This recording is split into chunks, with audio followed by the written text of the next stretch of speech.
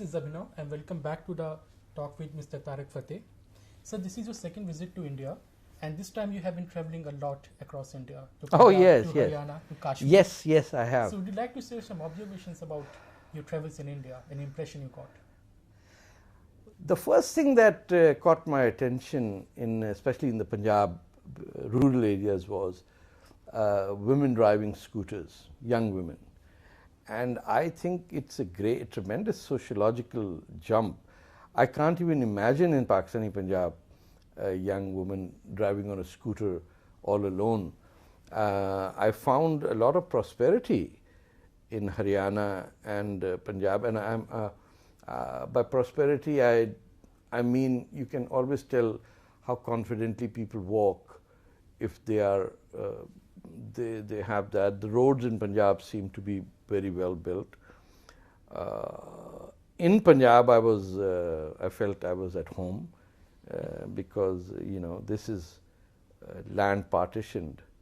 The only part of India that's partitioned was Punjab, Bengal. But Bengal then sorted it out and chose its own destiny. But this is a very painful division for me.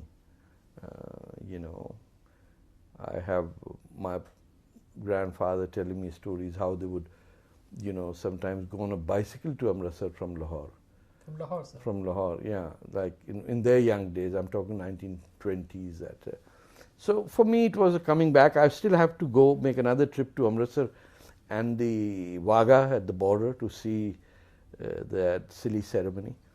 So it was interesting. My trip to Kashmir was, I don't know how to describe it, but it disturbed me a lot to see anti-American signs, anti-death to Israel right in the middle of Srinagar. I think I don't have the solutions to what happens in Kashmir, but it disturbs me that $2 billion a year this Indian central government puts into Kashmir, and put that in context that the United States of America gives $1.8 billion a year to Pakistan. So you can imagine how much money goes in, yet you don't see Indian flags in Srinagar. Sir, you talked about the rise of pan-Islamism in Kashmir in a recent article. Yes. And you also went around the ruins of the Hindu temples and that area. Yes, I did. So how much did you source their awareness of their own history among the Kashmiri youths? It's very difficult to get anything out of talking to a Kashmiri Muslim youth. I talk to people on the street. I feel that there is, they look at you with suspicion as soon as you're an outsider. Doesn't matter whether you're a Muslim or not. If you not appear to be a Muslim, so they ask you, "Kahan se aaye, kya karne aaye yahan pe," And what does it mean? Does not appears to be a Muslim? Well, in their mind, a Muslim has to have a beard, or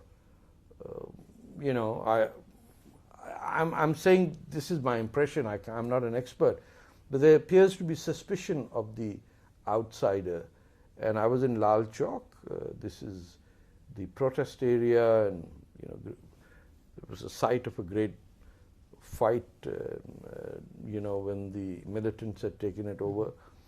And I talked to older people, some wonderful folks, very hospitable. But the younger folks, it's trouble time. I talked to a very senior officer in the police, a Muslim guy with same attitudes like me, very anti-militant. And he said close to 50% of Kashmiri Muslim youth between, say, 15 and 35 are hardcore Islamists. Not necessarily militants, but they genuinely believe in pan-Islamism. They take their inspiration from the Muslim Brotherhood and Jamaat-e-Islami. I didn't see any Pakistani influence over there. I don't think they have much respect for Pakistan. They think themselves far more superior than the Pakistanis. They think that they have all the answers, and Pakistanis are just a bunch of fools. Of course, I know for a fact that Pakistanis are infiltrating even now, and I know it because I know the people on the other side. And lately the Pakistani infiltrators come with a gun which is a adaptation from the Glock pistol. It's called the Shaheen. And these infiltrators are told all you have to do is shoot dead any police officer, anyone, to create chaos. Random chaos. Random killing, individual. And then be convinced that when you die, you'll go to paradise. So this is a direct result of Hafiz Saeed and all this. The one thing that I did discover, and I was shocked, is that I came to realize that most of the Pakistani Kashmiris don't speak Kashmiri and do not know. I have never spoken Kashmiri, or that they've never been Kashmiris. Pakistani Kashmiris, as if they were settled outside India. No, who are living on the Pakistani side of the border. Okay, sir. They speak a variation of Punjabi, which is or Pahari, or which are languages that are not Kashmiri. And it dawned on me that people like Lord Nazir Ahmed and all these British Kashmiri leaders, they're not Kashmiris. They're actually Punjabis.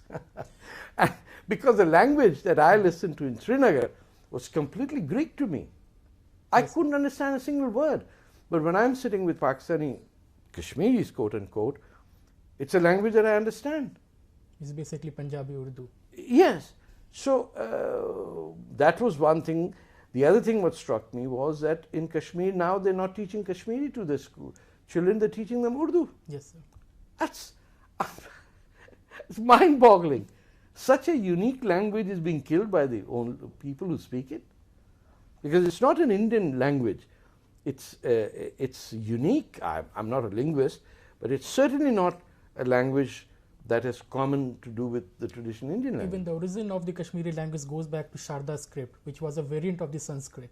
So it has always been a very different language from rest of the subcontinent. I'm not a linguist, but I just know that I looked like a fool to myself that all these years, I'm 64 on November 20th, and I didn't know that the language I thought was Kashmiri was not actually Kashmiri. So two questions emerge from this. One is that the Indian side does not have much knowledge, Indian intelligence does not have much insight into what is happening on the other side of the border, in the Pakistan-controlled Kashmir. Yes. They don't know about the Shia genocide in the Baltistan and that region, and as the demographic change in the Muzaffarabad region on the other side of the border. Well, it's completely Pakistani ethnic cleansing, and China taking over vast parts of that area. The Chinese have about 50,000 troops inside Pakistan. They're building tunnels and roads and trying to get access to Afghanistan. The Kashmir, if there was any sense of Kashmir in the Pakistani controlled areas, it doesn't exist anymore. So, sir, what about this Kashmir problem and the Balochistan problem of the Pakistan, of which Indians are woefully unaware of? Well, Balochistan is a country that was occupied by Pakistan in 1948. Balochistan won its independence 3 days before India got its independence. On August 11th, the Kalat state formally declared itself. It was not a princely state like, say, Bhopal or Hyderabad or Kashmir.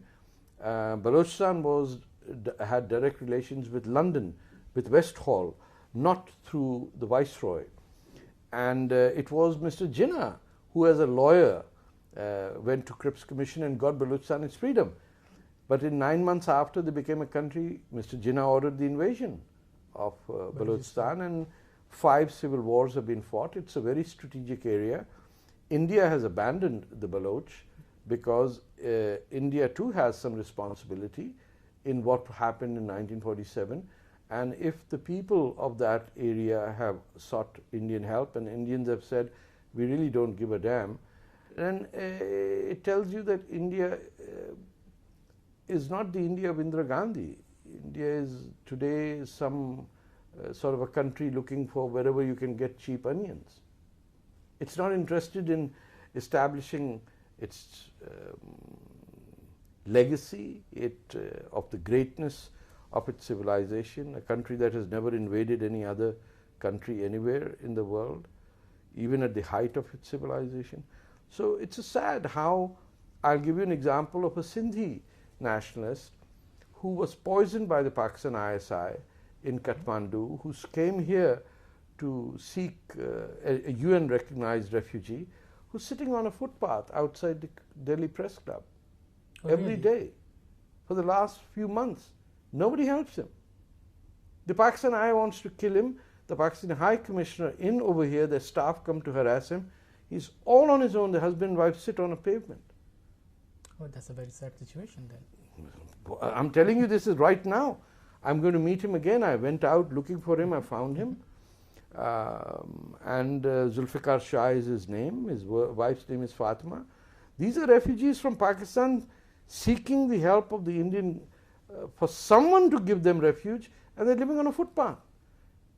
And the Kashmiri separatists are allowed to meet with the Pakistani minister in the Pakistan embassy, and the Baloch leaders can't get a visa to visit India. So that's a very sad case, because even the Hindu refugees who are running from Pakistan recently, they also here. They're also lying on the street. I know that. Nobody is taking care of them. I've visited them. I know that. But this is a Sindhi Muslim who's taken refuge in India. Yes, sir. So, ya to India kahe ke we are worthy of sitting in this Security Council, या बोले भाई नहीं हमसे नहीं होता ये हमारी गाड़ी जो है वो गैस खत्म हो गई है. Of Indian intelligentsia and people in academia and the media, the last time you were here, you were set up in the NDTV by a liberal and Islamist speakers. In a lynch mob. In a lynch mob, sir. Yeah, okay. And so you went to JNU where you talked to the students, Marxist student who called Jinnah Qaid-e-Azam. Mm-hmm. So what is your assessment of the Indian academia and media and the general intellectual culture? Well, I'm not in a position to pass judgment. It would be very subjective of me. However, I do get a feeling that the Indian intelligentsia has an inferiority complex, that anyone speaking Urdu must be enlightened. So when they run into Pakistanis who speak very caste Urdu, they get overwhelmed and they say, you know, that this is a very learned person. Now, the point is that if you are dealing with an issue as pertinent as what's happening in Pakistan, they are now accustomed to meeting with the Aman Ki Asha type of nonsense that goes on, where a Pakistani woman would come and put a tikka on her head. I'm not talking Marvi Sarmad, I'm talking of a whole lot of others who quickly take it off once they're getting back to Pakistan.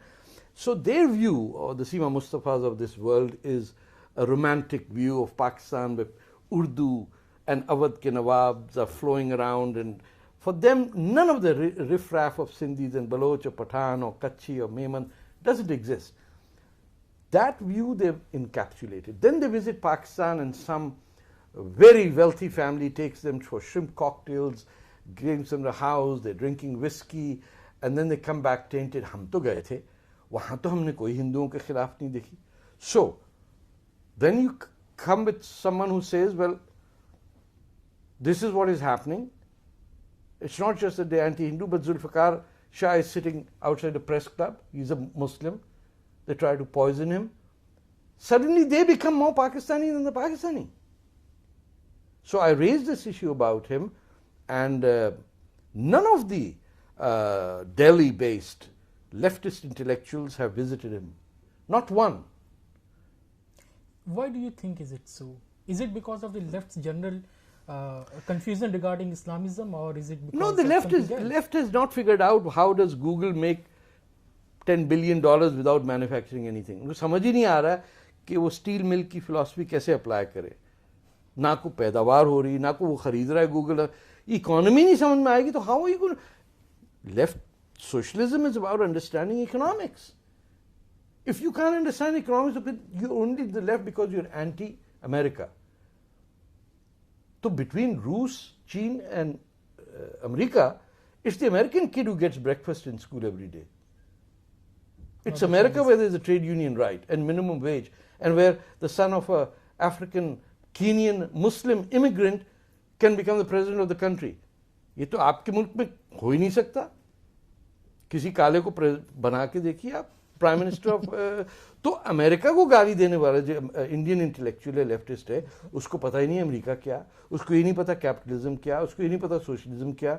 उसको सिर्फ एक बात है कि I am rich, I am powerful, I drink wine, I smoke cigars, and therefore I must be an intellectual, and therefore my anti-Americanism supersedes everyone else's, and I will pass judgment on this raw agent Tarek Fatah, who's been sent by CIA and Israel ki kya hai?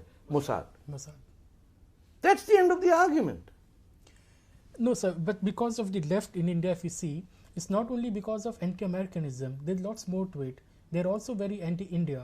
If you talk about the Hyderabad state, if you know, in the 1948, yes, when India was trying to get Hyderabad merged with India, yes, the communists joined hands with Razakars in the war against India. And they were actively supporting and supplying weapons to the Razakars and saying that, you know, Hyderabad should be an independent state. But that's the mistake of the Communist Party of India made by supporting the creation of Pakistan. You see, you have to understand how the communist essence works. Once a decision is made, these are very incorruptible people. However you can criticize the Communist Party, you don't find scandals in the Communist Party. Paise kha gaya koi. You know. Now we do, sir. अब तो खत्म हो गया यार communism आप क्या अब तो नबूदरी पद भी नहीं ना डांगे है लेकिन you got to you put that in context of 1948. The Communist Party of India had made a decision to support partition, right? And so the actions of them became anti-Congress, and therefore Bughz-e-Mawiya ke andar they were siding with this. In fact, the reports of the Hyderabad invasion or the liberation, depending which side you are on, have not yet come out from the Royal Commission.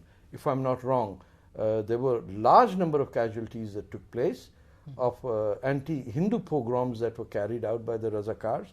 I think tens of thousands of people died, yes, but it was covered up because, and one can understand Mr. Nehru's position that the one thing they didn't want was an explosive situation inside India at a time of partition, कि हिंदू मुसलमान दंगा वहाँ शुरू हो जाएगा.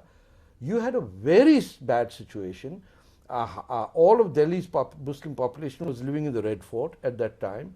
Maulana Azad and the other Muslim leaders, Mr. Kidwai and all these who were the Congress, their hands were cut off. As Ghaffar Khan said, you sent us to the wolves. So there was general paralysis in one of the most one of the greatest tragedies of human civilization that took place in 47. तो उसमें हैदराबाद का issue जो है, it could have been the mistake of the communists in the tactical decision. It wasn't something some evil instruction came from Moscow के set कर दो इनको. So going further on that, India has been described by the battleground or seen as the battleground by a lot of people.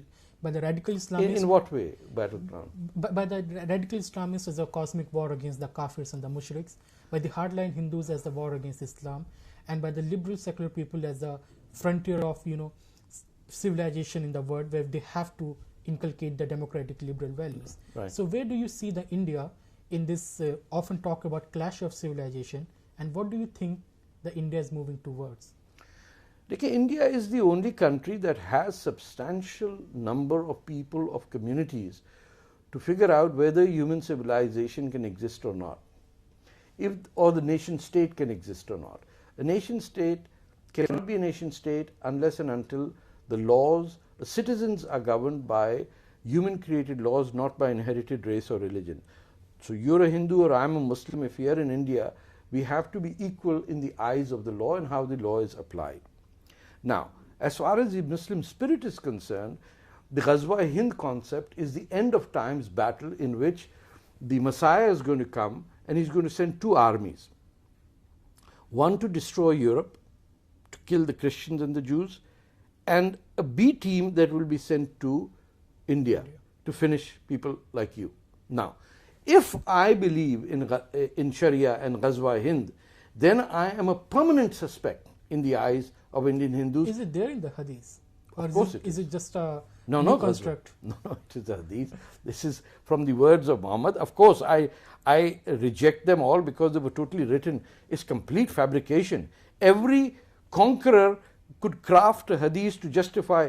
So Aisha was 14 when she got married, but some pedophile wanted to marry a 6-year-old, so they changed the birth certificate, and from then on they started raping little girls.